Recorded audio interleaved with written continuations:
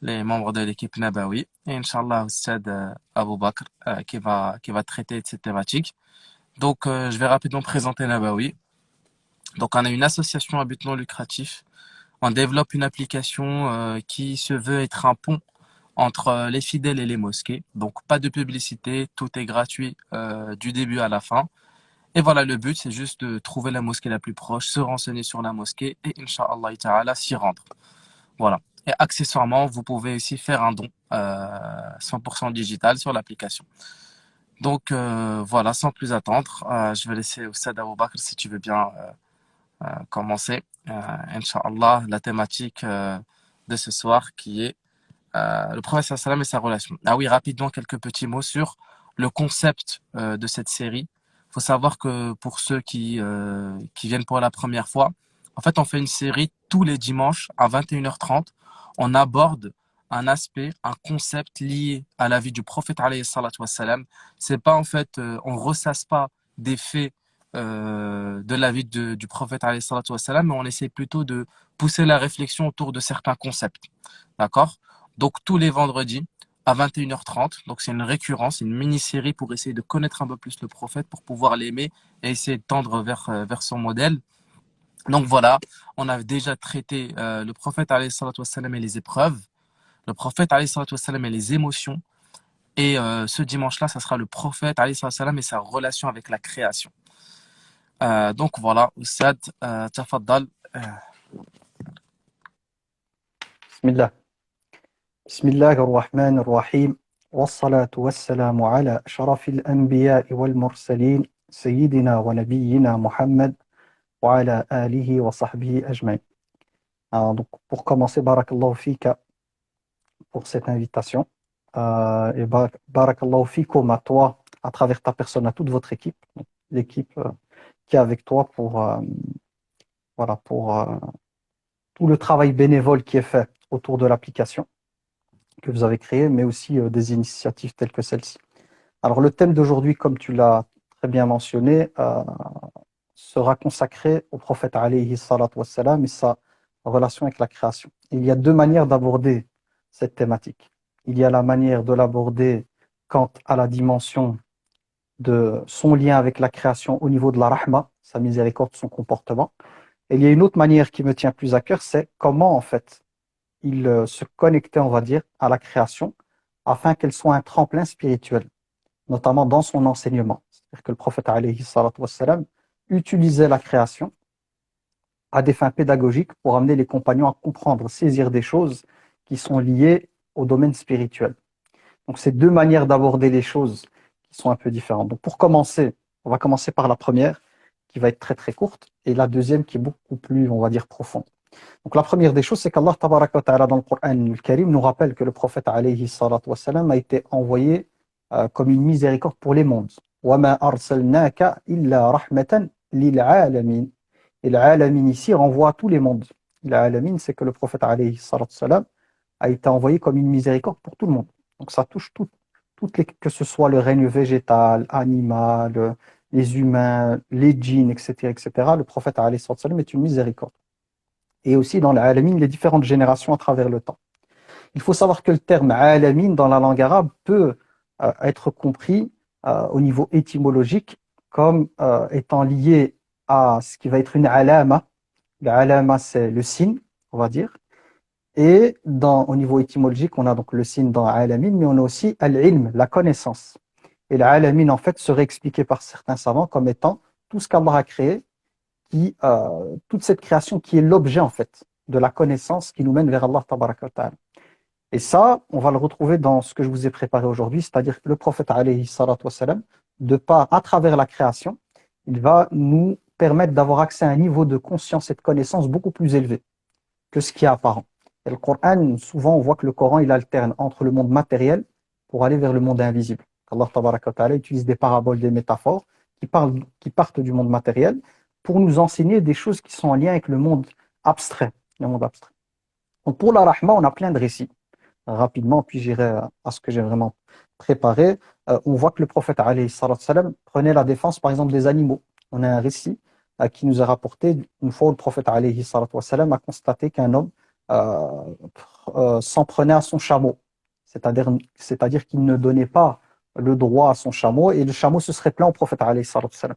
Alors le comment, il n'y a qu'Allah tabaraka wa ta'ala qui sait. Est-ce que c'est lié au non-verbal et l'expression du chameau? Est-ce qu'Allah tabaraka wa ta'ala a inspiré au prophète le fait de le comprendre? Mais finalement, le prophète alayhi salatu wassalam, voilà, a compris à travers cet échange, soit via le regard ou autre chose, que ce chameau était maltraité par son maître. Et le prophète alayhi salatu wassalam s'est fâché contre la personne en question et lui a expliqué qu'il devait prendre soin de ce chameau qui s'est plaint auprès de lui. Donc on voit quoi à travers cet exemple que je donne ici, c'est que pour le prophète alayhi salam, cette rahma se manifestait avec les humains. Ça, je pense que la plupart des gens le savent, il y a plein de récits là-dessus, mais pas que. Même pour le monde animal, le prophète alayhi salam avait de la compassion. D'ailleurs, il nous rapporte même des traditions alayhi salam, notamment une dans laquelle on retrouve une femme qui était connue pour l'adoration, en tout cas elle adorait Allah, croyante et tout, qui a enfermé donc un chat dans une pièce et ce chat a fini par mourir de soif et de faim. Et le prophète alayhi salam de commenter l'histoire en disant que cette personne-là a fini en enfer parce qu'elle a enfermé ce chat. Et on a un autre récit avec une femme qui était parmi les Bani Israël, donc les anciennes, les gens du livre avant l'islam, qui était une prostituée et qui a abreuvé un chien parce qu'elle a eu de la pitié, de la rahma pour le chien, Allah lui a pardonné. Donc on voit dans la sunna du prophète alayhi salam que les musulmans, à partir du moment où ils doivent prendre le prophète alayhi salam comme modèle, se doivent d'avoir un bon comportement vis-à-vis des animaux. Le fait d'être bon envers les animaux, d'avoir de la rahma, de prendre soin d'eux, fait partie de ce que le prophète alayhi salam faisait et la chose qu'il nous exhortait à faire. Je vais prendre le règne végétal. Donc là, on va rentrer dans le règne végétal. On a un hadith qui nous est rapporté, qui va peut-être paraître étrange pour les personnes, mais qui est trop beau. Il paraît peut-être étrange, mais il est trop beau. C'est que le prophète, alayhi salam, quand il faisait son discours de Jumu'ah, il avait l'habitude de s'appuyer sur le tronc d'un palmier. Et un jour, une personne lui a commandé un mimbar. Donc, a demandé à ce qu'on fasse au prophète, alayhi salam, un mimbar. Donc, ce qu'on utilise pour pouvoir faire la khutbah. Et le prophète alayhi salam s'est préparé donc donc il est monté pour faire le discours et voilà que les compagnons entendaient quelqu'un gémir, mais vraiment comme les bruits d'une personne qui gémissait, qui pleurait. Et ils se demandaient d'où venait ce bruit. Et ils ont fini par comprendre que le bruit sortait de ce tronc de palmier. Et le prophète alayhi salam il est descendu et il l'a enlacé et voilà que le bruit de ce tronc de palmier qui gémissait, donc il s'est calmé en fait. Et là on voit quoi? On voit cette connexion entre le prophète alayhi salam, cette rahma qui pouvait se ressentir même ici par rapport à ce tronc de palmier qui a gémi en fait d'être loin du prophète alayhi salam. Donc ça, c'est des récits qu'on retrouve. Je n'ai pas été ici vérifié pour la question de l'authenticité, mais il me semble que c'est des hadiths authentiques. Mais vous pourrez vérifier en dehors de ça. Et c'est pas quelque chose d'anormal pour nous les musulmans. À partir du moment où Allah tabaraka ta'ala, c'est lui qui crée les choses, il peut faire ce qu'il veut. Il paramètre les choses comme il veut. Il peut faire parler ce qu'il veut. Le jour du jugement dernier, la terre, elle va parler. Sulayman alayhi salam, on a des récits coraniques clairs et nets qui expliquent clairement qu'il a discuté avec le hudhud, la hulpe, qu'il a entendu la fourmi. Donc pour les gens qui pourraient être étonnés de ce genre de choses et se dire oui, mais voilà, c'est les hadiths, est-ce que c'est fiable ou pas? Chez nous, les musulmans, en tout cas à al-Sunnah, quand le hadith est authentique, on le prend. Et si les gens sont étonnés des fois, qu'ils aillent dans le Coran al-Karim et ils vont voir qu'il y a des choses encore plus étonnantes qu'on peut retrouver dans le Coran, mais c'est pas étonnant pour nous. À partir du moment où le Créateur, Allah tabaraka wa ta'ala, il fait ce qu'il veut de la création. Il fait parler ce qu'il veut, il modifie ce qu'il veut, il dit une chose kun fayakun. Moussa alayhi salam, il a jeté son bâton et voilà que celui-ci est devenu serpent. Et même les Bani Israël, même les gens du livre, ils croient, les juifs et les chrétiens ont aussi ce récit dans leur livre et ils l'acceptent comme étant vérité. Maryam alayhi salam, elle a eu un enfant sans avoir de mari. Ibrahim alayhi salam a été jeté dans le feu sans être brûlé. Donc ce que je veux dire par là, c'est que quand on parle de ce genre de questions-là, ces choses-là qui peuvent sembler étranges, n'oublions pas que celui qui est derrière la création de ces choses et qui les a paramétrées, c'est Allah tabaraka ta'ala. Donc il fait ce qu'il veut de sa création. Toute chose, voilà, il la gère selon son pouvoir, sa sagesse. Donc ça, c'était pour l'aspect rahma. Moi, j'ai envie d'aller plus loin aujourd'hui. J'ai envie qu'on voyage ensemble et qu'on voit la capacité, la puissance, si on peut dire ça, j'ai pas d'autre mot, du prophète alayhi salam à communiquer des choses d'ordre pédagogique pour des éléments liés à la foi qu'il va amener à comprendre, mais avec une facilité déconcertante. J'ai fait ça par étapes. Donc j'ai commencé avec l'eau, puis je suis passé au règne végétal. Puis après, on va parler d'une montagne notamment et d'une course, un peu la course. On passera à l'abeille, puis on passera à un cadavre. Cadavre, c'est une bête morte. Et puis on va prendre un être humain. Et de ces différentes choses-là, le prophète alayhi salam va tirer un enseignement. C'est-à-dire qu'il va profiter de ces choses créées par Allah tabaraka wa ta'ala pour nous véhiculer des messages très puissants au niveau spirituel. Commençons avec l'eau. Avec l'eau, on a un hadith qui est rapporté dans le Sahih de Muslim, donc il est authentique, dans lequel le prophète alayhi salam, donc il jure, il dit je jure par Allah que la vie d'ici-bas, donc retenez, la vie d'ici-bas, par rapport à celle de l'au-delà, est comme si l'un d'entre vous trempait son doigt dans la mer, qu'il regarde qu'il regarde ce qui va ressortir. Donc je répète, le prophète alayhi salam nous compare dunya par rapport à l'akhirah, si on devait les comparer, voir voilà, quelle est la place l'une par rapport à l'autre. Eh bien, l'akhirah, l'au-delà serait à l'image de la mer, et dunya serait quoi? Serait ce que je vais retirer avec mon doigt, en trempant mon doigt, et de ressortir. Et le prophète nous invite à regarder ce qui va ressortir. Rien, parce qu'on sait très bien que si je venais à tremper mon doigt dans la mer et je ressors, ben, qu'est-ce qui va ressortir? Très peu. Et donc ici, le prophète alayhi salam prend la mer comme exemple, comme étant l'akhirah, et veut nous montrer le fait que dunya par rapport à l'akhirah ne vaut rien en fait, c'est rien du tout. Et l'exemple qu'il nous donne, c'est une expérience qu'on pourrait faire avec des enfants. Tout le monde peut comprendre en fait. Avec ce qu'il a expliqué, dans notre tête, c'est quelque chose de visuel qu'on peut visualiser, qui est clair. Bah, tu fais ça, tu ressors, ben c'est ça. Ah ouais, alors c'est rien le dunya. Et moi, ce genre de hadith me touche beaucoup. Pourquoi? Parce que dans le travail que je suis amené à faire, j'ai pas mal de personnes, voilà, comme on l'avait vu la fois dernière, on a parlé du prophète et des épreuves, qui sont malmenées par le dunya et qui sont en difficulté par rapport à la dunya qui a été programmée justement pour tester les êtres humains. Mais lorsqu'on se rend compte que finalement la dunya, donc cette vie d'ici-bas, par rapport à l'au-delà, et quand on parle de l'au-delà, nous les croyants, ce qu'on espère, c'est que à travers cette vie, par rapport aux épreuves qu'on vit et tout, c'est qu'Allah tabaraka wa ta'ala, par sa grâce, nous accorde l'au-delà, à savoir le paradis pour l'éternité. Mais si on arrive à ressortir de ce hadith que finalement cette vie d'ici-bas, avec toutes les choses derrière lesquelles les gens courent, et là quand le prophète alayhi salam parle de dunya par rapport à l'akhirah, c'est le fait de tremper son doigt, de le ressortir, c'est par rapport à dunya, ce qu'elle contient comme trésor, ce qu'elle contient comme, entre guillemets, bonheur et joie, que par rapport à l'au-delà, c'est rien du tout. Et cet exemple, pour moi, il est incroyable. Pourquoi? Parce que si, avec son cœur, et c'est l'idée de comprendre avec le cœur, moi, quand je parle, j'essaye toujours que les gens puissent connecter leur cœur au discours, pas le cerveau. Surtout le cœur, parce que le cœur, c'est lui qui va intégrer cette chose et qui va être en mouvement, en fait, vers la réforme. Mais si on ressort, par exemple, juste avec ce hadith-là, il y en a d'autres que je vais donner, avec cette prise de conscience que cette vie d'ici-bas, c'est rien du tout, mais vraiment rien du tout. Quand bien même on aurait tout ce qu'il y a dedans, ce ne serait même pas le fait de tremper son doigt dans l'océan, ça nous libère en fait. Parce que notre âme, les moyens qui peuvent l'amener à se libérer, l'un des moyens puissants, c'est de détacher son cœur de dunya et d'animer son cœur, plutôt de remplir son cœur de l'akhirah. Quand on parle akhirah, c'est de ce lien avec Allah tabaraka wa ta'ala. C'est la raison pour laquelle Allah dans le Coran al-Karim dit alladhina amanu, ceux qui ont cru, et donc les cœurs se tranquillisent par l'évocation d'Allah. N'est-ce pas par l'évocation d'Allah que les cœurs se tranquillisent? Et donc, à partir du moment en tant que musulman, j'arrive à faire ressortir l'amour de dunya. Il n'y a pas de problème à l'avoir entre les mains, mais il y a une différence entre avoir la dunya dans sa main et l'avoir dans son cœur. Quand on l'a dans sa main, elle devient un outil par lequel on va rechercher l'au-delà, sans oublier la part qu'on a ici-bas. Tandis que quand elle est dans le cœur, on en souffre. Parce que quand elle est dans le cœur, elle est liée à nos émotions de tristesse, de colère, de peur, peur de ne pas avoir quelque chose, triste de ne pas avoir eu quelque chose, en colère par rapport à une situation.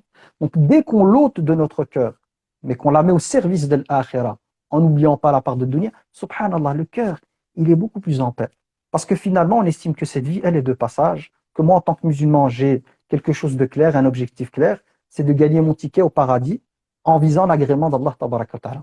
Donc ça, c'est le premier exemple que j'ai donné de la relation du prophète alayhi salatu salam par rapport à la création, et j'ai pris la mer comme exemple. Et on retrouve aussi la mer comme exemple mais ça c'est Allah tabaraka wa ta'ala qui va l'utiliser dans Sourate la caverne avec sa parole, et de parler de la mer comme étant une encre.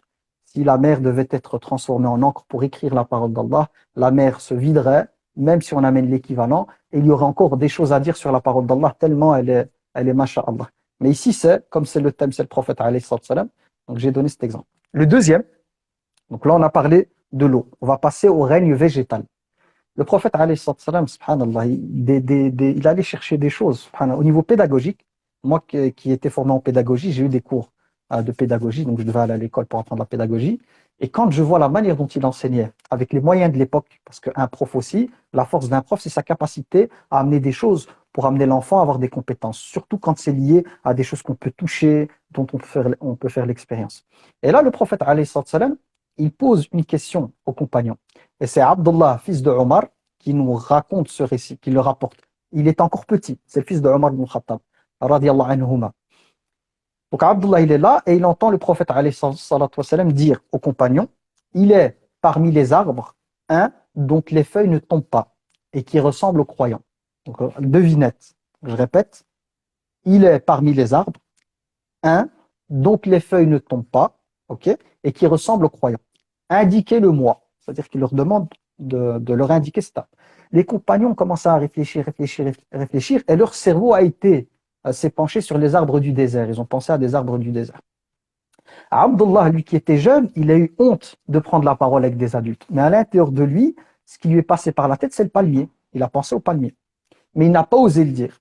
Qu'est-ce qui s'est passé? C'est qu'à la fin, le prophète alayhi salatu wassalam s'est vu poser la question par les compagnons. Ya Rasulallah, dis-nous c'est lequel cet arbre en fait? On ne sait pas. Et le prophète de répondre le palmier. Et là, Abdullah, radiallahu anhu, a dit à son père, qui est Omar ibn Khattab, mon père, j'avais la réponse en tête, mais j'ai pas osé le dire. Et son père, Omar ibn Khattab, radiallahu anhu, lui a dit, si seulement tu l'avais dit, j'aurais été fier, avec mes mots à moi, fier de toi. Et là, le prophète, alayhi salam, qu'est-ce qu'il fait? C'est qu'il a pris un arbre et il l'a comparé aux croyants. Mais il a donné une indication. Il a parlé d'un arbre dont les feuilles ne tombent pas. Quelle est la symbolique derrière? Il y a plein de choses à dire, à vous de creuser, d'aller voir le palmier, tout ce qu'il peut donner et tout. Mais le prophète alayhi salam utilise ici dans le règne végétal, il a pris un arbre parmi les arbres dont les bénéfices sont constants. Un arbre qui est toujours le même en fait, que ce soit en hiver, en été, en automne, au printemps, cet arbre-là, il est toujours le même. Avec les feuilles qui sont toujours là, liées à l'iman, à la foi, liées aux racines aussi. Quand on parle d'un arbre, l'arbre, surtout le palmier, vous savez comment il est, hein, c'est du solide, hein. Les racines sont bien ancrées sous le sol. Ça veut dire c'est la aqidah, la croyance du musulman, qui a des racines profondes, qui a une foi profonde. Vas-y pour bousculer un croyant, une croyante.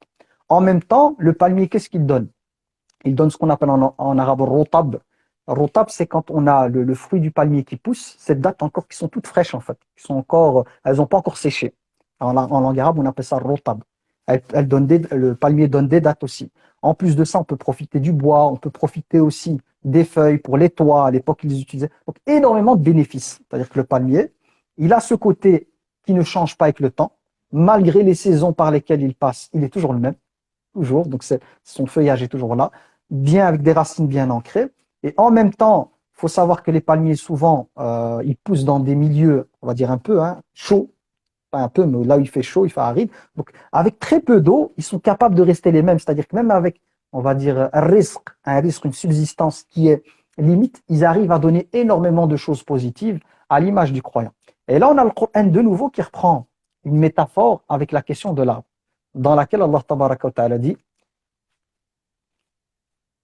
Alam tara kayfa daraba Allahu mathalan kalimatan tayyibatan كشجرة طيبة أصلها ثابت وفرعها في السماء. Allah subhanahu wa ta'ala donne un exemple, c'est une parabole. Il prend l'exemple de la bonne parole. Kalima, la parole, une bonne parole, est à l'image d'un arbre qui est bon. Asluha thabit. Asluha, c'est les racines sont bien ancrées, stables. Wa far'uha fi sama. Et on voit cet arbre s'élancer avec son tronc en donnant, donc on a les branches d'arbres qui ressortent, et cet arbre donne des fruits en tout temps. Et les ulama ont dit que cette kalima tayyiba, c'est la ilaha illallah qui est dans le cœur du croyant et de la croyante. Et cette kalima qui est bien ancrée, elle amène le croyant ou la croyante à être à l'image de cet arbre. Et le ulama même dans les tafsir, on va voir qu'il parle du palmier. La ilaha illallah nous pousse à quoi? Nous pousse à la bonté, à l'excellence dans le bien. C'est-à-dire que ça nous pousse à l'intérieur par le fait de rechercher l'agrément d'Allah tabaraka wa ta'ala, d'être à l'image de cet arbre qui donne des fruits tout le temps. C'est-à-dire que le croyant, il est là, il est productif, il fait le khayr. Ce qui sort de lui, c'est le bien, en fait. Et il y a cette question de stabilité. Et subhanallah, c'est ce qu'on a besoin quand on médite vraiment, effectivement. Quand on compare les gens qui ont une foi forte et les gens qui n'ont pas du tout de foi, dès qu'il y a une épreuve, qu'est-ce qui se passe? C'est ceux qui ont une foi ancrée forte qui tiennent le plus. Même à l'époque du prophète, alayhi salatu wassalam, on a ce qu'on appelle Ghazwat al-Khandaq, la bataille du fossé, où Allah tabaraka wa ta'ala parle de ce moment très difficile que les compagnons ont dû vivre, à tel point que les cœurs arrivaient jusqu'aux gorges. C'est l'idée de montrer la peur. Et les croyants, cela n'a fait qu'ajouter de la foi à leur foi. Alors que ceux qui étaient faibles de foi, voire les hypocrites, ils ont dit, ouais, est-ce que le prophète nous a promis et tout, c'était faux, c'est n'importe quoi. Ils n'étaient pas stables. Parce que ce ne sont pas des vrais croyants. Il y avait à l'époque du prophète, alayhi salatu wassalam, à Médine, des gens qui faisaient semblant d'être musulmans. Par contre, ceux qui avaient vraiment l'iman, ce genre de choses, c'est-à-dire faire face à l'adversité, cela n'a fait qu'ajouter de la foi à leur foi. Et ça a augmenté l'autre foi, à l'image de nouveau du palmier. Et il y a quelqu'un, que j'ai été voir, un savant, qui expliquait quelque chose d'intéressant. Il disait, vous voyez le palmier, quand vous essayez de le bousculer, qu'est-ce qu'il fait? Il fait tomber, il tombe, il y a des dattes qui tombent. C'est-à-dire que le croyant, même quand tu viens l'embêter ou quoi, il y a quel khair qui sort de lui. C'est-à-dire que le croyant, même quand on vient le bousculer, si on prend le modèle qu'est le prophète alayhi salatu wassalam, on a, je ne sais pas si j'ai déjà parlé ici de son indulgence, si on a l'occasion de le faire ou pas, mais il était très indulgent. Je pense même, la fois dernière, j'en ai parlé avec son indulgence, avec les personnes, on lui faisait du mal, et lui, il répondait au mal par un comportement qui est encore plus indulgent. Et ça, subhanallah, je trouve ça trop beau. Donc ça, c'était par rapport à l'arbre. Donc on a parlé du règne. Donc l'eau, le règne, donc c'était ce qui est liquide. Maintenant, on a parlé de l'arbre. Ensuite, on va passer à autre chose. Là, c'est étrange. Pourquoi? Parce que subhanallah, ce hadith, c'est pas le hadith qui est étrange, hein, mais l'image qui m'est venue en tête, moi, c'est une autre image qui n'est pas liée au hadith, mais de laquelle je me dis, subhanallah, le prophète, alayhi sallam, il y a des choses, en fait, par rapport auxquelles, des fois, on n'irait pas jusqu'à se dire, je vais tirer quelque chose de spirituel de là. Ben, il est arrivé à, subhanallah, à un enseignement d'une profondeur incroyable. Je vous donne un exemple. Imaginons qu'on est ensemble et qu'on est parti assister aux Jeux Olympiques. Vous savez qu'aux Jeux Olympiques, en général, il y a une piste et il y a des gens qui courent autour. Donc, par exemple, prenons Usain Bolt, on va voir 100 mètres d'Usain Bolt. C'est une course, celui qui va gagner la course. On va voir ceux qui font le... Mais la question qu'on pourrait se poser, c'est qu'est-ce qu'il y a de spirituel si moi je venais, je vous dis, vous savez, là, on va vivre une expérience spirituelle. On va aller voir les Jeux Olympiques. Mais qu'est-ce qu'il y a de spirituel là-dedans? Des gens, surtout les courses. Ouais, vous avez un gars qui fait le 100 mètres, il est super rapide, c'est bien. Vous avez des gens qui font le 400 mètres, 800 mètres. Mais qu'est-ce que tu veux retirer de spirituel derrière ça? Qu'est-ce que tu veux de trouver? Il y a quoi de spirituel? Et là, subhanallah, on a un hadith, mais subhanallah, moi, il m'a touché, surtout l'explication des Cheikh Farid al-Ansari, qui l'a expliqué. C'est un cheikh qui était connu pour la profondeur, même dans le Coran et tout. Et le hadith fait quoi? C'est le prophète, alayhi salam, il est avec les compagnons. Et ils sont sur la route de la Mecque. Je ne sais pas s'ils étaient en direction de la Mecque ou de retour vers Médine, mais c'est la route de la Mecque. Et ils sont arrivés auprès d'une montagne qui est connue pour les gens de l'époque. La montagne, si mes souvenirs sont bons, elle s'appelle Jumdan. Jumdan. Jumdan. Lorsqu'il est arrivé près de cette montagne, elle a dit qu'ils sont plus très loin en fait, qu'il reste plus énormément de kilomètres pour arriver à la maison. Et là, il leur a dit, allez-y, parce qu'à partir du moment où tu as le repère, tu sais où il y a, le reste, il faut aller. Donc les gens sont pressés de vite rentrer à la maison. Pourquoi? Parce qu'ils sont en voyage, la fatigue. C'est comme ceux, par exemple, ici, qui feraient la Umrah ou le Hajj, et après avoir fini les rites, il y a l'hôtel, il faut retourner à l'hôtel, et vous arrivez à un point où c'est bon, vous savez comment vous devez faire pour aller à l'hôtel. On est tellement pressé de rentrer, de se laver, de se nettoyer et tout, que les gens vont vite accélérer pour arriver les premiers. Moi, j'avais ça avec les jeunes quand on allait dans la montagne, faire du trekking, on n'avait que 2 douches. Et on était plus de 20. Et donc, quand on se rapprochait, il y avait une montagne vers la fin, quand on se rapproche du refuge, ils savaient où on était. Je les voyais accélérer, même courir certains. Pourquoi? Pour être le premier à la douche. Pourquoi? Parce qu'au niveau du refuge, il faut savoir que ça fonctionne avec l'énergie électrique. Donc, l'eau est chauffée, mais il y a une quantité d'eau qui est très limitée. Et nous, on arrivait la nuit. Ça veut dire qu'il y avait assez d'eau pour les premiers, mais les derniers allaient avoir de l'eau froide. Donc, qu'est-ce qu'ils faisaient? Dès qu'on arrivait à un endroit connu, c'est un repère, ils accéléraient. C'était quasi une course. Et moi, je l'ai fait. Je fais partie du groupe qui l'avait fait le premier quand j'étais jeune, dans cette maison de jeunes. Et on courait. Moi, comme j'étais un bon sportif, je courais comme un fou pour être le premier à la douche. Et là, subhanallah, le prophète, alayhi salam, donc il est là, ils arrivent. Je vous ai dit ce repère, cette montagne, en leur disant qu'ils étaient, en la voyant, c'est qu'ils étaient tout près. Et il leur a dit, allez-y. Puis, à un certain moment, il va dire aux compagnons, en tout cas ceux qui sont autour de lui, Sabaqa al-mufarridun. Et là, la puissance spirituelle, elle est incroyable. Il dit, alayhi salam en français, ceux qui ont devancé les autres sont le mufarridun. Et les compagnons ne comprenaient pas ce mot. Ya Rasulallah. Et ça, c'est intéressant aussi au niveau de l'enseignement, c'est des fois de venir avec une question qu'on pose, et les gens, en fait, ils se posent des questions. C'est quoi? De quoi ils parlent? C'est quoi le mot? Ça attise la curiosité, et la curiosité ouvre le cœur à la... Les gens, quand il y a quelque chose, et les médias l'ont bien compris, où il y a de la curiosité, on est pressé. Ouais, c'est quoi? Donc, il leur dit Sabaqa al-mufarridun. En profitant de la scène, de gens pressés, qui sont pressés, et qui veulent vite rentrer chez eux. Et les compagnons de dire Ya Rasulallah, mais c'est quoi le mufarridun? Qui vient de l'arabe farrada yufarridu tafridan. Donc ça, c'est au niveau de la langue arabe. Qui vient, si on veut le traduire comme ça, c'est de rendre unique, on va dire. Fard, Allah, il est fard, il est unique. Et eux, ils ont posé la question. Ya Rasulallah, ça veut dire quoi ce mot? Il leur a dit Al-mufarridun, c'est des gens en fait, des personnes. Ce sont qui? Al-dhakiruna Allah kathiran wa dhakirat.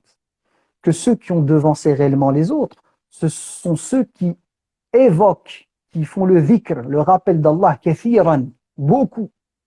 Et l'image que je vais vous donner, parce que le prophète utilise une image, je vous donne une autre image, c'est à l'image de quelqu'un sur un vélo. Vous savez que le vélo, plus vous pédalez rapidement, si c'est la nuit, vous activez le dynamo, vous avez de la lumière. Et en pédalant rapidement, donc il y a la lumière, donc l'iman aussi, donc dhikr, quand on est dans le dhikr d'Allah, on augmente la foi, il y a une lumière qui jaillit dans notre cœur, et même par rapport à la vue du cœur, elle s'active, ce qu'on appelle en arabe al-basira, on voit ce que les autres ne voient pas, et voir ce que les autres ne voient pas, ça ne veut pas dire le monde invisible, le malaïka et tout, là on devient illuminé, non. Voir ce que les autres ne voient pas, c'est d'être connecté en regardant la réalité matérielle à des aspects spirituels, de voir à travers cette création le pouvoir divin se manifester. Mais ça passe par le dhikr. Comme le prophète ici, alayhi salatu wassalam, ils sont dans un voyage, et ils sont dans le retour du voyage, et lui, en leur disant « allez-y », ben, il dit quoi? Il parle de cette course, ces gens qui s'empressent à rentrer, et directement son discours, c'est quoi? C'est le spirituel. Il leur dit « les vrais, sabaq al-mufaridun, ceux qui ont devancé les autres, c'est lesquels? C'est ceux qui sont dans ce rappel quotidien. Kathiran veut dire beaucoup, qui se rappelle Allah, tabaraka wa ta'ala, beaucoup. Et là, subhanallah, il y a un savant qui a expliqué un peu ce passage avec quelque chose de très intéressant. Il dit, et il expliquait que les gens, en fait, dans un voyage tel que celui du prophète, alayhi salam, dans le désert d'Arabie, il fait chaud et tout, la fatigue, t'es pressé de rentrer à la maison. Donc, à un certain moment, ton empressement, c'est quoi? C'est un empressement qui est lié au fait de te retrouver parmi tes proches, parce que tu es séparé de tes proches, donc retrouver tes proches, ta maison et tout. Donc, ça veut dire quoi? Si on va un peu plus loin, c'est que le musulman, par rapport à son cheminement vers son Seigneur et la vraie demeure, qui est la demeure des croyants, qui est celle du paradis, il est à l'image de ces personnes qui font la course, qui se dépêchent pour vite arriver là où ils ont la sécurité, la tranquillité, la paix, et ils retrouvent en fait ce bien-être dans lequel ils étaient, la maison, avec le confort, la douche, etc., etc. Donc nous, normalement, en tant que croyants, on doit être dans cet empressement, si on peut dire ça, dans cette course, par rapport à notre lien spirituel, par rapport à notre lien avec Allah tabaraka wa ta'ala, vers cette destination qui est l'au-delà. Parce que moi, quand je me précipite et je vais vite, c'est dans l'idée de rechercher l'agrément d'Allah tabaraka wa ta'ala, et l'agrément d'Allah tabaraka wa ta'ala implique le paradis. Et ce qu'il a rajouté, il rajoute, subhanallah, quelque chose de parallèle. Subhanallah, vous voyez cette course, ce cheminement spirituel dont on parle, il va se manifester en vrai passage le jour du jugement dernier sur un pont qu'on appelle en arabe Sirat. Sirat, c'est un pont qui est suspendu sur l'enfer. Il est plus fin qu'un cheveu et plus tranchant qu'un sabre. On va devoir réellement le traverser. Et les savants musulmans expliquent que la rapidité avec laquelle la personne va se déplacer sur Sirat est à l'image de la rapidité et de la détermination que la personne elle avait sur Terre. Ça veut dire si sur Terre, à chaque fois qu'il y avait quelque chose lié à la pratique, je faisais partie des premiers, pour la prière, pour la sadaqa, pour la bonne parole, pour le bien, ben, le jour du jugement dernier, une fois sur Sirat, je ferai partie de ceux qui ont devancé les autres, mais ma vitesse sera proportionnelle à la vitesse avec laquelle je cheminais spirituellement. C'est pour ça qu'on dit qu'il y a des personnes qui auront la vitesse de l'éclair, d'autres du vent, d'autres, si mes souvenirs sont bons, comme un cavalier, donc qui est dessus, d'autres en courant, etc., etc. C'est en fait à l'image de mon cheminement sur Terre par rapport à ma pratique spirituelle. Et ça, je me suis dit, incroyable, subhanallah. Quand je dis incroyable, ça veut dire, masha'Allah, le prophète, alayhi salam, par rapport à ça, qu'ils sont de retour du voyage, et par rapport à ça, il arrive à donner quelque chose d'hyper profond au niveau spirituel. Donc si je reviens à ma piste, hein, la course dans les Jeux Olympiques, c'est pareil, quand on voit une course entre les gens et les gens qui veulent se dépasser, ben, il faut avoir l'image en tête de ce dhikr en fait. Je veux être le champion, d'avoir la médaille d'or, champion du monde, faire des records ou au niveau du lien avec Allah Tabaraka wa Ta'ala. Parce qu'au niveau des Jeux Olympiques, c'est les gens qui ont des objectifs, ils s'entraînent, ils font tout pour gagner la course, pour être le premier. Ben, nous, spirituellement, on doit être entre guillemets dans des Jeux Olympiques spirituels. Et dans le Coran, on nous parle même وَفِي ذَلِكَ فَلْيَتَنَافَسِ الْمُتَنَافِسُونَ. Et c'est en cela, Allah Tabaraka wa Ta'ala nous dit que ceux qui se font la compétition doivent se faire la compétition. C'est pour l'au-delà, pour les hasanat, etc., etc. Donc ça, c'était pourquoi? C'était pour l'exemple lié à la course, mais c'était la montagne. J'ai pris la montagne comme référence parce qu'on a une explication en plus, c'est que le prophète alayhi salam, en arrivant devant la montagne, c'est aussi ce qu'il expliquait, hein, c'est l'explication de l'enseignement en arabophone qui disait que la montagne, c'est parce qu'elle est ferme, elle est ancrée comme le croyant. Donc il y avait cette dimension en plus. Là, on va passer au règne des insectes, et notamment l'abeille. Et l'abeille, on sait à quel point les abeilles, on en a besoin, hein, même pour notre écosystème. La mort des abeilles, c'est une catastrophe pour nous. Pourquoi? Parce que les abeilles participent à énormément de tâches qui sont vitales pour nous sur Terre. Et le prophète, alayhi salatu wassalam, dans une tradition authentique, dit, alayhi salatu wassalam, par celui qui détient l'âme de Mohammed dans sa main, qu'il jure, là c'est le fait de jurer. Il est certes que le croyant est comme l'abeille. C'est la traduction française qu'ils ont mis. Je l'ai ici, comme ça, c'est mot à mot. Lorsqu'elle mange de bonnes choses. Retenez, donc le prophète alayhi salatu wassalam dit que le croyant, il a l'image de l'abeille. La première chose dont il nous parle, c'est le fait que l'abeille, lorsqu'elle mange, elle ne mange que de bonnes choses. Vous n'allez jamais voir une abeille aller sur des immondices, aller dans des poubelles. Elle ne va qu'aller butiner le nectar on va dire des fleurs les plus raffinées. Ça, c'est la première chose. S'il donne, ou plutôt si elle donne, ici c'est l'abeille, elle ne donne que de bonnes choses. Effectivement, ce que produit l'abeille, on le sait très bien, il y a le miel, mais pas que le miel, hein, gelée royale, etc., etc. Donc, elle produit vraiment quelque chose que le Coran déclare comme étant une guérison.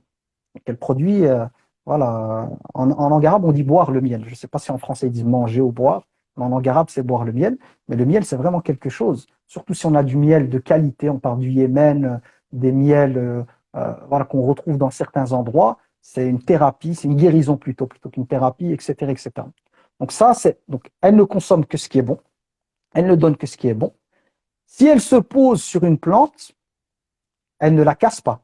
C'est-à-dire que le musulman, la musulmane n'est pas quelqu'un qui, lorsqu'il se retrouve dans des endroits ou dans ses relations avec les autres, qui va semer la pagaille, qui va être une personne qui sème la corruption. Non, l'abeille, elle arrive, vraiment, elle utilise ses ailes pour être la moins lourde possible, en fait. Elle n'est pas un poids, en fait, pour les faits. Elle prend ce qu'elle a besoin. Et il rajoute ici, le prophète, alayhi salam, elle ne détériore pas donc, cette plante de laquelle elle va butiner. Les ulama nous disent quoi? Nous disent que le prophète, alayhi salam, a donné quelques éléments, comme des flashs, donc les éléments les plus importants. Mais si on va, par exemple, pour nous, à notre époque, si on a l'occasion de consulter, moi je l'ai déjà fait, pour préparer un cours sur les abeilles, j'ai regardé des vidéos d'experts dans le domaine. Et c'est incroyable en fait. Le monde des abeilles, il est incroyable. Déjà parce qu'elles vivent en communauté et il n'y a pas d'ego. L'abeille, elle va faire son travail, elle est motivée, elle vise l'excellence, elle fait ce qu'il y a à faire, elle arrive. Collaboration de la Oumma des abeilles, pour ce qu'il y a de mieux. Donc elles sont organisées, chacune va faire voilà, elle fait son travail, elle rentre, elle participe aux tâches. Chacune s'occupe de quelque chose. En plus, élément qu'on peut aussi savoir à notre époque, c'est qu'elle participe aussi à amener le bien des fois là où elle est, mais sans trop le calculer. Pourquoi? Parce qu'elle prend du pollen et en passant de plante à plante, elle féconde en fait par la pollinisation les plantes. Mais elle ne le fait pas de manière calculée. Ça veut dire que son khair, son bien, rayonne. L'abeille, c'est ce qui se passe. Elle vient pour butiner, mais en même temps, son bien, son bon comportement, son attitude à l'abeille, en fait, là où elle va, elle fait le khair. Et subhanallah, quand on réfléchit, on voit le prophète, alayhi salatu wassalam, parce que c'est le modèle, on parle ici, c'est l'idée de parler du prophète, il était à l'image, en fait, de cette abeille. Mais la perfection, pourquoi? Parce que là où il posait les pieds, il y avait du bien. Même dans ses silences, il y avait du bien. Quand il arrivait quelque part, même sans parler, sa présence, son non-verbal suffisait à être un bien. Son sourire, ça veut dire qu'il ne parle même pas, il arrivait rien que le sourire, Il pouvait redonner de la joie dans le cœur de quelqu'un. Et il arrivait à régler des problèmes avec une facilité déconcertante. Là où les gens, des fois, étaient en difficulté. Je donne un exemple. Un homme qui est rentré à la mosquée. Et l'homme, c'était un bédouin. Il ne connaissait pas les règles de la mosquée. Il a pris un coin, il a uriné. Ah, sahaba, la mosquée, tu urines. Aujourd'hui, si quelqu'un fait ça dans une mosquée comme nos mosquées, il risque de faire face à des papas. Je ne sais pas comment ça va se passer, mais ça va être très compliqué. Donc là, les gens se mettaient à lui crier dessus, mais lui, il ne savait pas. Donc il était choqué. Et le prophète leur a dit, alayhi salatu wassalam, laissez-le. Laissez-le terminer, parce que ce n'est pas bien au niveau de ses organes d'interrompre. Quand il a terminé, le prophète, alayhi salatu wassalam, il l'a pris avec lui, il a commandé à un compagnon d'aller prendre un seau d'eau et de nettoyer l'impureté. Il lui a expliqué avec le sourire gentiment. Il lui a dit, voilà, ici c'est une mosquée, c'est un endroit de prière, voilà, c'est pas un endroit d'impureté, etc., etc. L'homme en question a été tellement touché par le prophète, alayhi salatu wassalam, et blessé par la réaction des autres, qu'il aurait dit, oh Allah, fais miséricorde à Muhammad, alayhi salatu wassalam, et moi, et ne fais miséricorde à personne d'autre en dehors de nous. Tellement, voilà, par l'attitude du prophète, alayhi salatu wassalam, il a été touché, en fait. On a l'exemple du jeune aussi qui est venu chez le prophète, alayhi salatu wassalam, qui lui a dit, oh messager d'Allah, permets-moi de faire la fornication. Et il lui a pas dit, t'as pas honte. Je suis le messager de Dieu, tu viens comme ça, tu me dis, permets-moi de faire la fornication. Tu sais à qui tu parles? Jamais de la vie. Ce qu'il a fait, c'est qu'il a pris ce jeune homme et lui a expliqué, en lui parlant des gens les plus proches et en lui disant, que penserais-tu si quelqu'un voulait faire ça avec les proches de ta famille, maman, sœur, etc., etc. Et lui, il a dit, jamais de la vie, quoi. Avec moi, jamais de la vie, il ne pourrait pas accepter. Et à la fin, le prophète lui a dit, les gens, c'est pareil. Ce que toi, tu veux, les gens ne le veulent pas. Donc, tu ne peux pas vouloir pour toi tu ne peux pas vouloir de la fille de quelqu'un ce que tu ne veux pas pour des proches à toi.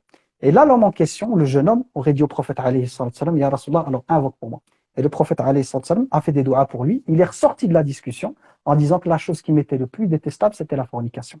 Donc, ce que je veux dire par là, c'est que je prends des exemples concrets pour montrer que cette métaphore de l'abeille, à savoir l'abeille qui amène le bien avec elle là où elle va, ben, le prophète, alayhi sallam, c'est le modèle par excellence. Là où on le retrouve, le khair, il est là. Comme cette abeille, comme j'ai dit avec le pollen, qu'elle va balader avec elle, elle va féconder des plantes, elle va prendre le nectar sans casser.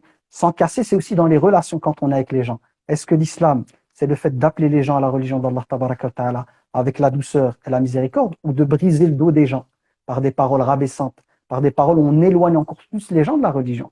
Nous, notre but, quand je dis nous, notre but, c'est les musulmans, c'est de gagner le cœur des gens. Et le cœur des gens ne peut se gagner que par la douceur. Et le Coran Karim souligne cette réalité. Wallah tabaraka wa ta'ala dit au prophète, c'est dans Surat Al-Imran, si mes souvenirs sont bons, il dit subhanahu, فَبِمَا رَحْمَةٍ مِّنَ اللَّهِ لِنْتَ لَهُمْ. C'est par une miséricorde d'Allah tabaraka wa ta'ala que tu es doux avec eux. Si tu étais dur, au cœur dur, ils se seraient enfuis. Ils ne peuvent pas rester avec toi avec un cœur dur et une attitude dure. Et donc, donc Allah tabaraka wa ta'ala, dans le verset, il rajoute en disant fa'fu anhum. Fa'fu anhum, c'est pardonne-leur. Wastaghfir lahum, c'est demande pardon pour eux. Et demande leur conseil. Et lorsque tu décides, alors là, tu dois, une fois que le prophète décide quelque chose, c'est acté, il doit faire la chose.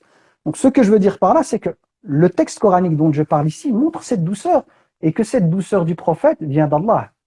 C'est par la miséricorde d'Allah tabaraka wa ta'ala que le prophète était doux. Mais là, on revient à l'abeille qui est douce. Mais je rajoute une chose que les savants nous disent, c'est que l'abeille, il ne faut pas la chercher. C'est-à-dire que l'abeille, elle ne fait pas du mal aux gens. Elle est là, elle fait son travail et tout. Mais si on vient l'attaquer, elle se sent menacée, qu'est-ce qu'elle fait? Elle va se défendre. Quoi qu'il arrive, elle va se défendre. Et puis voilà, j'ai déjà expliqué pour le miel et toutes les vertus du miel, le khair qu'elle fait, etc., etc. On en a fini pour l'abeille. Il m'en reste encore deux de relations entre la création d'Allah tabaraka wa ta'ala et le prophète alayhi salatu salam. Là, ce qui va être étrange, c'est que là, je vais prendre un cadavre, le cadavre d'une bête. Et dans les textes, on retrouve que ce serait un bouc. Dans d'autres textes, une chèvre. Vous allez me dire, mais qu'est-ce qu'il y a? Est-ce qu'on peut méditer sur le cadavre d'une chèvre ou d'un bouc? Là, je vais vous dire, là, on a affaire au meilleur prof, qui est le prophète alayhi salatu salam, qui va arriver à travers un cadavre, donner une leçon spirituelle de nouveau incroyable. Trop belle. D'après le récit, donc j'ai été vérifier l'authentique, le prophète alayhi salatu salam aurait été donc, dans un marché. Et il a trouvé en fait le cadavre d'une bête, comme j'ai dit. C'était sûrement, d'après une version, un bouc, une autre version, une chèvre, qui avait de petites oreilles. Ce qu'il a fait, c'est que le prophète alayhi salam l'aurait pris par l'oreille et il aurait dit aux gens qui étaient là, notamment les compagnons, qui voudraient me l'acheter. pour un dirham. Et le dirham, à l'époque, c'était une pièce en argent. On avait le dinar, qui était une pièce en or, et le dirham, c'était une pièce en argent. Donc, c'était pas beaucoup. C'est pas beaucoup. Et les gens de dire, Ya Rasulallah, on n'en veut pas de cette bête. Il répète, qui veut me l'acheter? Il dit, non, non, on n'en veut pas. Les gens ont rajouté, ils ont dit, Ya Rasulallah, cette bête, quand bien même elle aurait été vivante, comme elle a de petites oreilles, elle n'a déjà pas de valeur. Et là, en plus, c'est un cadavre, donc elle ne vaut rien du tout, parce que vivante, elle ne vaut rien, mais que dire de son cadavre? Et le prophète, alayhi salam, son but, c'était quoi? C'est de leur permettre de comprendre quelle était la vision d'Allah tabaraka wa ta'ala. Quand on dit la vision, c'est comment Allah tabaraka wa ta'ala considère la dunya. Que vaut la dunya aux yeux d'Allah tabaraka wa ta'ala? Il leur a dit, vous voyez le mépris que vous avez pour cette bête? Ben Allah tabaraka wa ta'ala a encore plus de mépris pour cette dunya que vous pour cette bête. C'est-à-dire que vous, à l'intérieur de vous, vous considérez que cette bête, elle vaut rien, qu'elle vaut pas la peine d'investir un cent, même un cent, gratuit, ils n'en veulent pas. Gratuit, on n'en veut pas. Donc si pour vous, cette chose est considérée comme une chose sans valeur, qui ne vaut rien, même vivante, elle ne vaut rien, sachez que la dunya, la vie d'ici-bas, pour Allah tabaraka wa ta'ala, donc c'est par rapport à l'au-delà, est à l'image. Le mépris qu'Allah en a, c'est le même mépris que vous avez pour cette bête. Si on arrive de nouveau ici avec cet exemple à l'intégrer dans son cœur, de comprendre que si Allah tabaraka wa ta'ala considère le dunya comme une chose aussi méprisable qu'un cadavre pour nous qui n'a aucune valeur, qu'une carcasse, comme si, prenons un exemple pour nous, on va à la casse et on trouve une vieille 205, Peugeot 205, c'est une vieille voiture, il n'y a plus de roues, toute rouillée, pas de vitres et tout, et on vous dit, vous êtes prêt à payer cette voiture qui vaut rien, c'est une carcasse de laquelle on veut se débarrasser, il n'y a plus rien, elle est toute cassée, on vous dit, ouais, tu veux me la reprendre pour 500 euros. Et les gens de vous dire, ouais, mais cette voiture, elle date des années Guerre, les années Guerre, c'est les anciennes années, même si elle est encore en état, elle vaut plus rien. C'est une ancienne voiture, vraiment ancienne. J'ai pris 205, vous prenez ce qu'il y a de plus vieux et qui n'a pas de valeur. Je ne parle pas des voitures qui ont de la valeur. Mais même si elle est en bon état, je ne la prends pas. Et là, je vais investir dedans 50 euros, 100 euros, même gratuit, je ne la prends pas. C'est une épave. Et bien, c'est comme si, en prenant cet exemple-là, je vous disais, eh bien, pour Allah tabaraka wa ta'ala, vous voyez le mépris que vous avez pour cette carcasse de voiture qui ne vaut rien. Pour Allah tabaraka wa ta'ala, la dunya, elle vaut moins que ça. Et l'idée de nouveau, pour le prophète alayhi salam, c'est d'éduquer les compagnons par rapport au fait de comprendre que cette vie n'est qu'un pont, en fait, suspendu entre ce dans quoi on est et l'akhira. Que finalement, cette vie, même si la personne était amenée à avoir tout ce qu'elle veut, tous les biens, et quand je dis tous les biens, c'est tout ce qu'il y a. Vous êtes la personne, on va dire, qui a reçu de la part d'Allah tabaraka wa ta'ala les biens de ce monde, du premier être humain jusqu'à la fin. Elle ne vaudrait rien du tout. Elle ne vaut rien du tout. Pourquoi? Parce qu'elle est éphémère. Et quand bien même on a ce qu'on veut, moi je le dis souvent aux personnes, sur Terre, même si tu vas en vacances dans les îles paradisiaques, Maldives et tout, hein, maison sur pilotis, hein, eau turquoise, tout ce que tu veux, tu l'as. Il suffit que tu as un moustique qui rentre dans ta chambre, un seul, et la nuit, il est là, il te pique et il te casse ton séjour. Un moustique. Eh ben pour moi, Dunia, c'est pareil. Dunia, même quand tu penses être bien et tout, tu auras toujours quelque chose qui va venir te casser la tête. Une mouche, un moustique. Et des fois, dans le dunya, c'est pas un moustique, c'est des moustiques et des mouches. Imaginons qu'en journée, c'est quoi? C'est vous êtes autour d'un repas tranquille, un cadre magnifique, et vous avez 3 mouches qui viennent. Zzz, tac, elles se mettent sur vous. Vous voulez manger, elles viennent sur la nourriture. Mais c'est pas possible.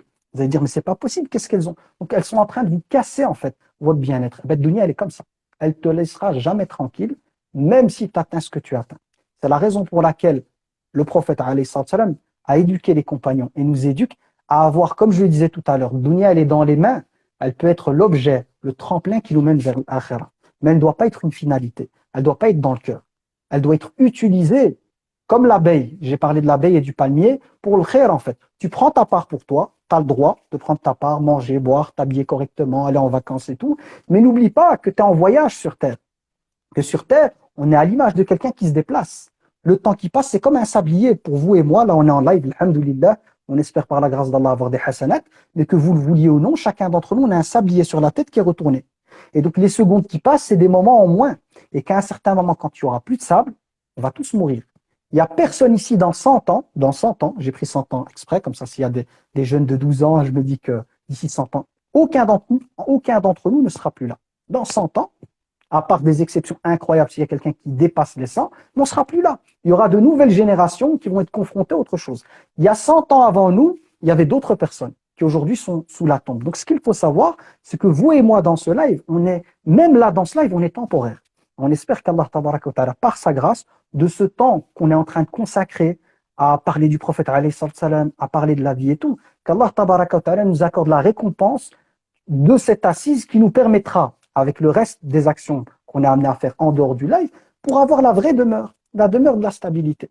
Et ça, alhamdoulilah, les gens qui sont là, moi je vois pas des gens participer à un live religieux de rappel si le cœur n'est pas animé par cette volonté de cheminer vers Allah. Ce qui me fait mal au cœur, c'est pour toutes les personnes qui sont en dehors du live, mais pas parce qu'elles n'ont pas le temps de regarder le live, mais qui sont déconnectées en fait de din. Elles sont tellement dans le dunya les yeux dedans, qu'elles ont l'impression que le dunya est la terre de l'éternité, que la vie sur terre, son objectif, c'est de viser un bonheur qui passe par l'acquisition de choses matérielles. Il faut avoir de l'argent, il faut avoir les belles voitures, il faut avoir les villas, et les gens ils courent derrière ça, comme un assoiffé dans le désert qui court derrière un mirage.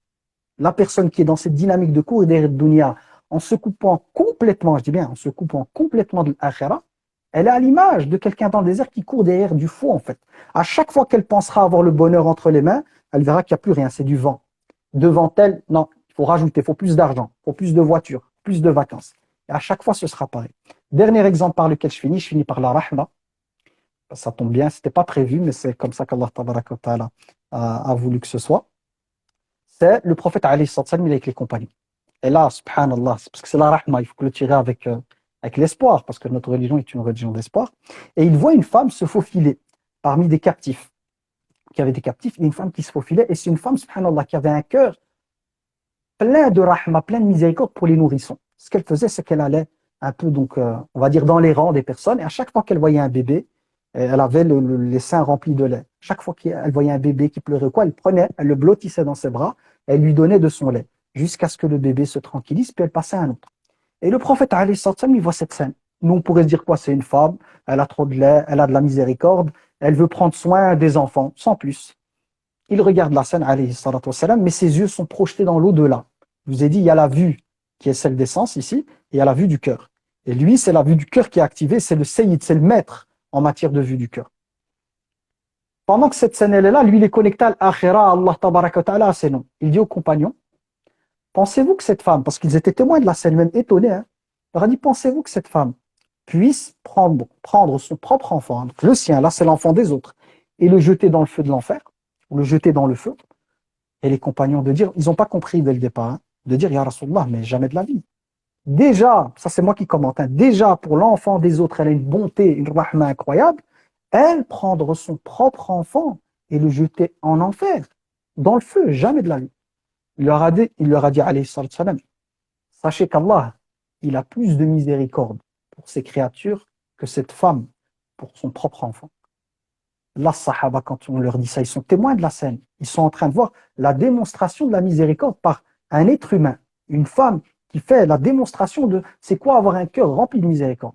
Allah leur dit, vous voyez ce que vous voyez là? Ben, la rahma d'Allah, elle est supérieure, ce qui est logique pour nous les croyants. Elle est au-delà de ça. Si cette femme, dans son cœur, jamais de la vie, elle ne pourrait accepter de jeter son enfant dans le feu, Allah, pour nous, il a plus de miséricorde. Ça veut dire qu'il ne veut pas plus de miséricorde, c'est qu'Allah tabaraka wa ta'ala ne souhaite pas pour nous de finir en enfer. Allah a plus de miséricorde pour ses créatures que cette femme l'aurait pour son enfant. Et c'est vrai qu'on voit qu'une femme qui aime son enfant, mais jamais de la vie, dès qu'il pleure, il a juste un rhume, des fois c'est des urgences. Je le vois pour certaines. C'est dès que l'enfant il a quelque chose au début, quand c'est le premier enfant, elle n'a pas l'expérience, vite, faut aller aux urgences, je sais pas ce qu'il a, elle panique. Là c'est quoi? C'est un petit rhume, une petite toux ou quoi. Mais que dire de prendre cet enfant, soi-même, elle-même, et de le jeter en enfer, mais jamais de la vie. Ben Allah tabaraka wa ta'ala, pour nous, pour l'humanité, hein, et nous on est des croyants, alhamdoulilah, mais nous on veut le bien pour tout le monde, bien évidemment. Hein. Cette rahma, on veut qu'elle soit généralisée. Ben Allah tabaraka wa ta'ala, il veut tellement notre bien. Et subhanallah, il souhaite tellement que nous ne finissions pas en enfer, qu'il a tout mis en place pour que nous puissions avoir l'occasion et la chance de nous racheter, d'être pardonnés. Il transforme même les hasanat, les péchés en hasanat, et les grands péchés, on trouve dans le Coran même les grands péchés. Il multiplie chaque bonne action par 10, voire par 70, voire par 700, voire par un nombre inconnu comme le jeûne qui va arriver du Ramadan. La récompense, elle est inconnue. Il n'y a qu'Allah tabaraka wa ta'ala qui la connaît. Tout ça pourquoi? Pour que nous puissions aller au paradis. Et moi, ce que j'explique tout le temps aux personnes, je leur dis que rien que par la pratique qu'on est amené à faire, rien que pour remercier Allah tabaraka wa ta'ala pour un don, on aurait beau adorer Allah tabaraka wa ta'ala pendant des siècles, jusqu'au jour du jugement dernier, de l'époque d'Adam alayhi salam, jusqu'au jour du jugement dernier, on ne pourrait même pas le rembourser pour un bienfait. Et des bienfaits en nous, il y en a des millions, si pas des milliards, un bienfait. Donc Allah tabaraka wa ta'ala, par cette pratique, c'est très peu, hein, notre pratique, elle est minime, Allah tabaraka wa ta'ala, par sa grâce, par des dons gratuits, hein, tout ce qu'il nous a donné c'est gratuit, si on est reconnaissant, parce que l'ibada c'est d'être reconnaissant envers Allah tabaraka wa ta'ala, et qu'on le loue comme il tient à sa majesté, par sa grâce, tout ça c'est cadeau, tout ce qu'on a eu sur terre c'est cadeau, mais en plus de ça, il nous promet un monde dans lequel on aura tout ce qu'on a toujours désiré et encore plus. Pour combien de temps? Les vacances c'est combien? Une semaine, 2 semaines, 3 semaines, un mois, pour l'éternité. Dans un monde comment? Un monde où on ne connaîtra plus jamais la vieillesse. 33 ans. Un monde dans lequel il n'y a pas de maladie, il n'y a pas de souffrance, il n'y a pas de haine, il n'y a pas d'injustice, il n'y a pas de peur, il n'y a pas de colère, il n'y a que des choses magnifiques et merveilleuses. On est là pourquoi? Pour travailler, pour aller à l'usine, Non, tu es là pour profiter, manger, boire, profiter de l'intimité, parce que l'intimité, elle existe là-bas aussi dans le halal, te délecter des paysages, voir Allah tabaraka wa ta'ala tous les vendredis de nos yeux. Vous imaginez voir Allah tabaraka wa ta'ala tous les vendredis? Mais masha'Allah, c'est la plus belle chose au paradis. Tout ça pour combien de temps? L'éternité. All inclusive. Vous connaissez hein, les hôtels quand ils veulent aller en vacances, les gens ils prennent all inclusive. All inclusive pour l'éternité. Pourquoi? Pour avoir été juste des êtres qui reconnaissaient Allah comme unique Seigneur, qui étaient reconnaissants des bienfaits d'Allah tabaraka wa ta'ala et qui le louaient en fonction de leur petitesse humaine. On n'est pas des anges, on ne peut pas faire ça 24 sur 24. Avec ces petites actions, si on devait les mettre sur la balance, même l'être humain le plus, on va dire celui qui est dans la pratique la plus intense, c'est rien, c'est même pas un grain de sable par rapport à tout ce qu'on doit à Allah tabaraka wa ta'ala. Et ouais, ce petit grain de sable, Allah tabaraka wa ta'ala, par sa grâce, il va en faire la cause, par sa miséricorde, de pouvoir aller dans un paradis éternellement à jamais. C'est pour ça que le prophète alayhi salatu salam disait que personne ne rentrera au paradis si ce n'est par la miséricorde d'Allah tabaraka wa ta'ala. Et dit, ya Rasulullah, même lui disait, même moi, c'est-à-dire que même lui disait, même moi, si je rentre au paradis d'Allah tabaraka wa ta'ala. Quel est le message derrière? Ça veut dire qu'il ne faut rien faire, dormir et le paradis on l'aura. La rahma, non.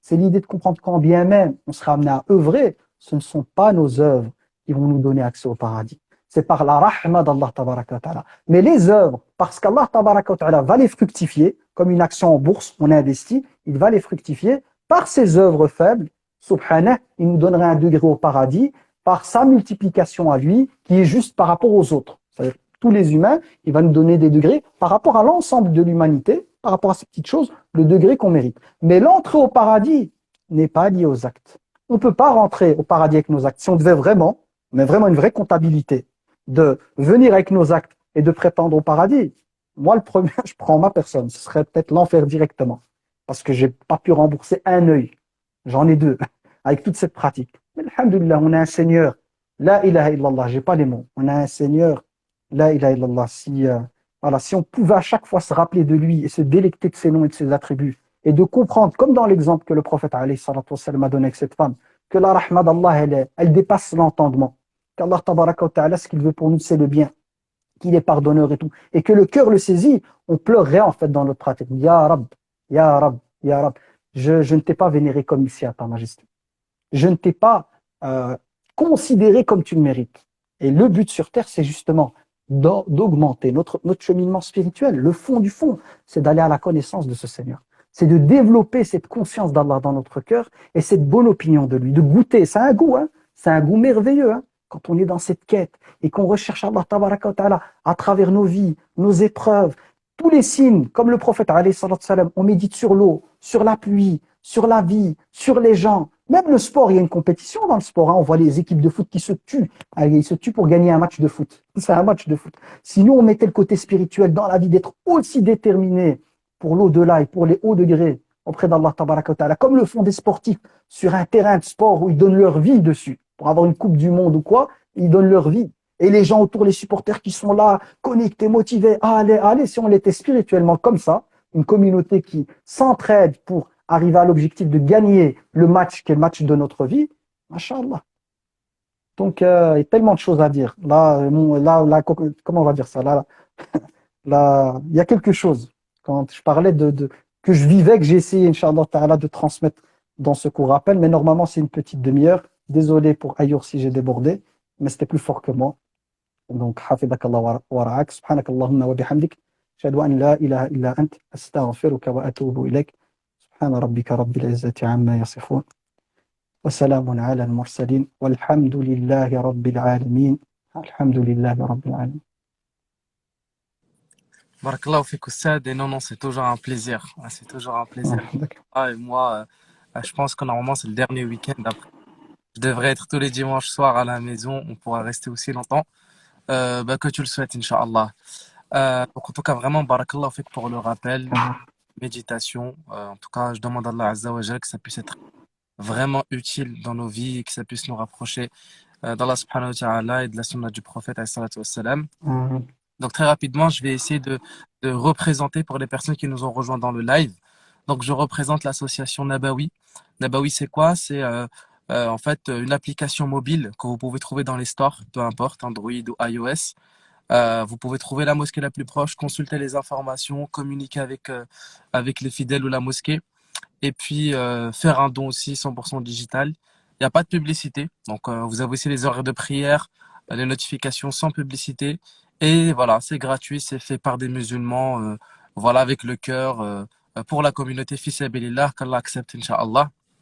Donc n'hésitez pas à télécharger l'application, parler autour de vous, et si vous fréquentez une mosquée, n'hésitez pas à nous mettre en relation, Inch'Allah. Ensuite, dans un second temps, Ramadan approche, et on a mis en place avec Saad Abou Bakr, qui tient la page pour les doués d'intelligence, une série autour du prophète alayhi salatu wassalam. Donc cela a lieu tous les dimanches à 21h30. On essaye d'aborder un concept autour de la vie du prophète alayhi salatu wassalam. Donc on va pas ressasser la biographie, je pense qu'il y a plein de contenus à ce propos, mais on va plutôt essayer d'aborder, de méditer, d'approfondir des concepts autour de la vie du prophète alayhi salatu wassalam, qui va un peu stimuler l'intellect et qui va un peu stimuler notre cœur plutôt que l'intellect, comme l'a rappelé le Stade au début, et faire en sorte qu'on aime un peu plus, qu'on connaisse et qu'on aime un peu plus le prophète et qu'on suive son exemple. Donc rendez-vous tous les dimanches à 21h30, Inch'Allah. Donc on a déjà traité le prophète alayhi salatu wassalam, les épreuves, les émotions et là sa relation avec la création. Donc restez connectés, très prochainement on va annoncer la prochaine thématique du prochain dimanche et ça sera déjà Ramadan. Donc si je dis pas de bêtises, si mon calcul est bon. Donc voilà, barakallahu fikum. Encore une fois, jazakallah khair Ustad, pour ce moment. آمين يا رب. Voilà, حفظك الله. barakallahu fikum. Ouais, c'est très touchant. Jazakallah khair. يحفظك. الله ينورك. بارك الله فيك à Amen. toi, à toute l'équipe pour avoir eu l'initiative de ces lives et moi-même qui suis amené à les animer, subhanallah. Là, je suis dans un ressenti où je suis comme sur un petit nuage en fait. Et dès qu'on va quitter le live, on revient à Dunya, on revient à cette vie de l'kabed, cette vie de lutte, cette vie d'effort, cette vie, on doit continuer à bosser et les uns, voilà, chacun de son côté. Et c'est des vrais petits paradis en fait, ce genre d'assises. C'est pas parce que ça peut être n'importe qui, hein. Moi, j'aime bien assister, écouter des personnes, mais c'est un petit jardin du paradis que, que ces assises où on parle d'Allah tabaraka wa ta'ala, on parle du prophète alayhi salatu wassalam, on goûte au nom d'Allah tabaraka wa ta'ala, on goûte à la personnalité du prophète alayhi salatu wassalam, ce cœur plein de rahma, ce cœur hyper connecté à Allah tabaraka wa ta'ala, cet amour du prophète alayhi salatu wassalam pour sa communauté, parce que même si on n'existait pas, le prophète alayhi salatu wassalam invoquait pour sa communauté.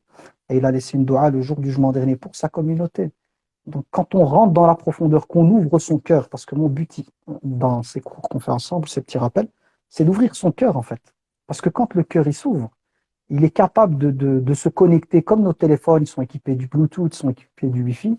Le cœur, il a une capacité à saisir des choses qui ne passent que par lui en fait. La tête, elle saisit les choses de sa manière, le cerveau, mais le cœur, il a quelque chose de particulier. Et c'est là on sent l'iman, la foi en fait, qui pénètre ce cœur, et c'est un nettoyage. La foi, c'est la lumière en fait, c'est de la lumière qu'on met dans notre cœur. Et c'est Allah qui met la baraka, parce que c'est vous. Quand je dis vous, c'est toi et ton équipe qui est venu me proposer. Moi, je me suis dit, Inch'Allah, tant qu'il y a Voilà, tant qu'il y a moyen de partager un moment, on parle d'Allah Tabaraka wa Ta'ala ou du prophète, c'est magnifique. Dans ma vie, il n'y a pas plus beau. Il n'y a pas plus belle chose que les choses qui connectent à Allah Tabaraka wa Ta'ala. Dès qu'on me sort de ça, c'est comme un poisson qu'on sort de l'eau. Je commence à étouffer, je me sens pas bien, je commence à déprimer, la vie, elle n'a pas de goût.